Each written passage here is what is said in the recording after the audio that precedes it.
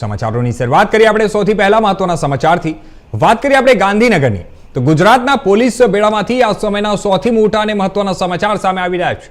રાજ્ય સરકારે વહીવટી તંત્રમાં મોટો ફેરફાર કરીને અમદાવાદ શહેરના વર્તમાન પોલીસ કમિશનર એટલે કે જ્ઞાનેન્દ્રસિંહ મલિક જીએસ મલિકને ગુજરાત રાજ્યના નવા પોલીસ વડા એટલે કે DGP director general and inspector general of police તરીકે નિયુક્ત કર્યા છે।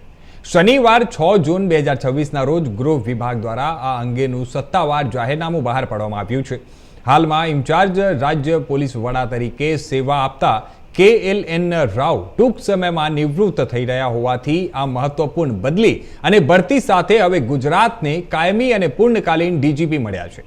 1993ની બેચના સિનિયર આઈપીએસ અધિકારી જીએસ મલિક પોતાના 32 વર્ષના લાંબા કાર્યકાળમાં અનેક મહત્વની જવાબદારીઓ સંભાળી ચૂક્યા છે।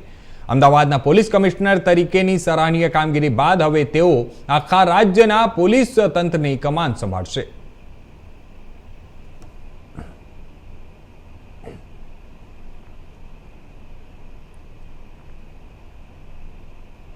તો હવે સમાચારોમાં તરફ આગળ